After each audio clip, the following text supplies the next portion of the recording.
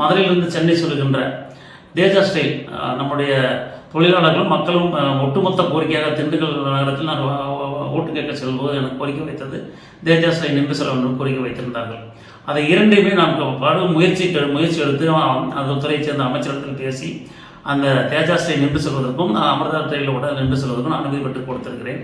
அதே போல் கொரோனா காலகட்டத்தில் நம்முடைய கொடைரோட்டிலிருந்து செல்கிற ரயில் 9 ரயில் ஸ்டாப்பேஜ் நிறுத்தியிருந்தார்கள், நிற்காமல் சென்று கொண்டிருந்தது. அது மக்கள் கோரிக்கை வைத்து பண்ணாங்க. நான் அமைச்சரிடத்தில் பேசி திரும்ப 4 ரயில் நின்று செல்வதற்கு நான் அனுமதி பெற்றுக் கொடுத்திருக்கிறேன். ஒரு நாடாளுமன்ற உறுப்பினர் என்ற முறையில் நான் பணி செய்ய வேண்டும் என்று நம்ம நினைத்த பொழுது கொரோனா காலகட்டத்தில் அப்படி முடங்கி போய்விட்டது. அப்பொழுது 2 வருடங்களாக என்னுடைய நிதியும் கொடுக்கவில்லை. இந்த ஒன்றிய அரசாங்கம் நிதி மட்டுமல்ல, என்னுடைய சம்பளத்தில் கூட பிடித்தம் பண்ணி வைத்திருந்தார்கள். அந்த அளவுக்கு இந்த மத்திய அரசாங்கம் எங்களை வேலையை செய்ய விடாமல் தடுத்திருந்தாலும் கூட நாங்கள் மக்களிடத்தில் சென்று என்னால் முடிந்த பணிகளை செய்திருக்கிறோம். குறிப்பாக என்னுடைய நிதியிலிருந்து அப்போ மொத்தம் 25 கோடி ரூபாய் 5 வருஷத்துக்கு கொடுக்க வேண்டிய நிதியில் 17 கோடி கொடுத்திருந்தார்கள். 8 கோடி ரூபாய் கொடுக்கவில்லை. அந்த 17 கோடி ரூபாயும் எல்லா தொகுதிகளுக்கும் பகிர்ந்து, குறிப்பாக பஸ் நிலப்படை அமைப்பதற்கு, ரேஷன் கடை கட்டுவதற்கு, பள்ளியினுடைய கட்டணங்களை சீரமைப்பதற்கு, பள்ளியினுடைய அந்த நிர்வாகத்துக்கு என்னென்ன தேவைப்படுகிறதோ அத்தனைக்கும் 17 தொகுதிகளுக்கும் பிரித்து பகிர்ந்து கொடுத்து அந்த பணிகளை நிறைவாக செய்திருக்கிறேன்.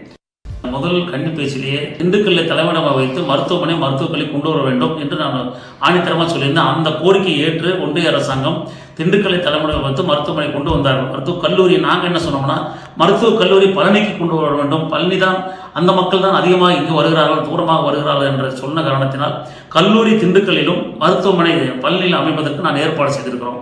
அது ஒரு பெரிய வெற்றி தான். அது இன்னொன்று, அந்த ஸ்மார்ட் சிட்டி என்று சொல்லக்கூடிய அந்த ஸ்கீமில் வந்தால் திண்டுக்கல்லுடைய மாநகராட்சியை அற்புதமாக வரும். அந்த ஸ்கீம் வர்றதுக்கு மக்கள் தொகையுடைய எண்ணிக்கை கம்மியாக இருக்குன்னு சொன்ன காரணத்தினால் சுற்றுயுள்ள ஊராட்சிகளை ஒன்றிணைத்த பொழுது அதுக்கு பிற்பாடி அந்த ஸ்மார்ட் சிட்டி என்ற ஒரு ஸ்கீமை கொண்டு வந்து அந்த திட்டத்தை எல்லாம் கொண்டு வந்து கண்டிப்பாக உறுதுணையாக இருந்து திண்டுக்கல் மாநகராட்சி அழகு பிறந்த மாநகராட்சி மாற்றுவதற்கு உறுதுணையாக இருந்து கண்டிப்பாக செய்வேன்.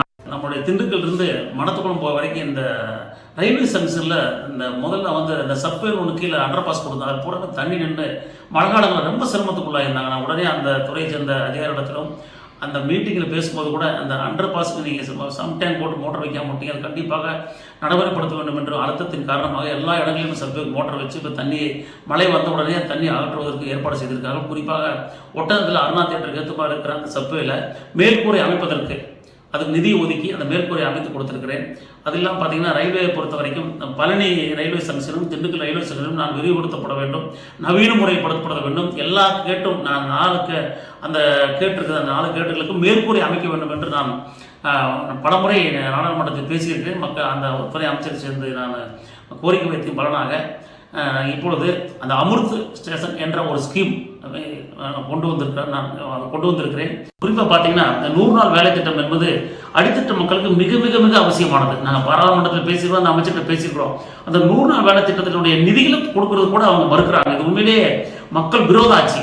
ஒட்டு மொத்தத்திலேயே இந்த கவர்மெண்ட்டுக்கு ஒரு நல்ல பேர் வரக்கூடாது என்ற எண்ணத்தில் தான் கொடுக்க வேண்டிய நிதிகளை தாமதப்படுத்தி சிஎஸ்டி வரி உங்களுக்கு தெரியும், அதிகமான சிஎஸ்டி வரி நாம் கட்டுன உடனேயே அது ஒரு மாதத்துக்குள்ளாக அதுக்கு உண்டான தொகை கொடுத்து விட்டால் அந்த அரசாங்கம் சீராக செய்வதற்கு ஏதுவாக இருக்கும். அது தரம் மறுக்கிறார்கள். முதலிலும் பார்த்தீங்கன்னா வேட்டு இருந்தால் கூட நமக்கே வந்துகிட்டு இருந்துச்சு, டைரெக்டாக வந்துகிட்டு இருந்துச்சு. உடனே எடுத்து அரசுடைய நலத்திட்டங்கள் பயன்படுத்திட்டு இருந்தாங்க. இப்போ அவங்களை கையேந்து நிற்கிற சூழ்நிலை கொண்டு வந்து விட்டு விட்டார்கள். கண்டிப்பாக அதனுடைய நிதிகளை கொடுத்தால் அவங்களை அதிகமாக கொடுக்கணும்னு கூட அவசியம் இல்லை. இப்போ என்ன ஸ்கீம் இருக்குது, 100 நாள் வேலைக்கு எவ்வளோ கொடுக்கணும், அதை கரெக்டாக கொடுத்துட்டாங்க. அந்த திட்டத்தில் மக்கள் மகிழ்ச்சியாக இருப்பாங்க.